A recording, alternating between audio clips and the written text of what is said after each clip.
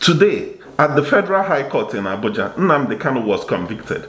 And whether people admit it or not, this judgment is not about one man, it's about an entire people.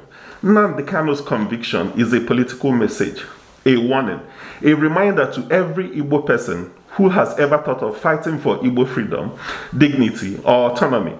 Because after the Civil War, the Nigerian state never imagined that an Igbo figure would rise again with the kind of boldness, charisma, and influence that Kanu carried. Others before him, people like Uwazurike, tried to revive the Biafran question. But none truly shook the Nigerian system to its core like Kanu did. None inspired the kind of mass, decentralized movement that IPOB became. So this conviction is meant to reset the boundaries. Don't try this again. This is Nigerians' way of sending a very direct message to the next generation of Igbo activists, thinkers, or agitators. Do not dare to rise the way Kanu rose. Why Tinubu chose to have Nnamdi Kanu convicted? The political and ethnic calculations behind this are deeper than people think. Yes, the Yorubas were part of the coalition that defeated Biafra in 1970. But unlike the Hausa Fulani, the Yoruba never gained the same kind of fear, reverence, or dominance from that victory.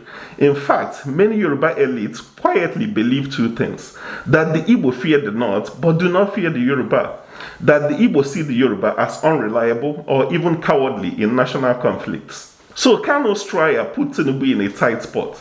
If he did not allow the conviction to go through, the Igbos will interpret it as a sign of Yoruba cowardice and weakness, reinforcing the stereotype. If he allowed the conviction, it will increase Igbo resentment towards the Yoruba, but it will also reinforce the idea that the Yoruba-led government is willing to be tough in ways that assert their position within Nigeria's power structure. And Tinubu chose the second option, not because it solves any problem, not because it brings peace, but because in his calculation, he knows the Igbos are currently in no position to challenge it. Here is the uncomfortable truth. Right now, the Igbos are at their lowest level of political power since 1999. No major national alliance, no strong representation in the top hierarchy of power, divisions among Igbo political elites, a population fatigued by insecurity in the southeast, a business community that has everything to lose if the country becomes unstable. The Nigerian state understands this. Tinubu understands this. The government of Buhari made the Igbos politically isolated. Tinubu's government continued that trend, and in addition is using the Lagos state government to make the Igbos economically vulnerable at the same time. And that combination makes it easier for the system to make an example out of someone like Nnamdi Kanu.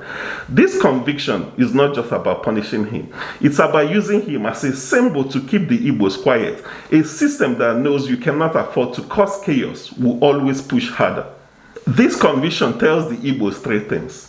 1. You do not have political strength to defend your own activities. 2. You do not have the bargaining power to force the Nigerian state to negotiate with you. 3.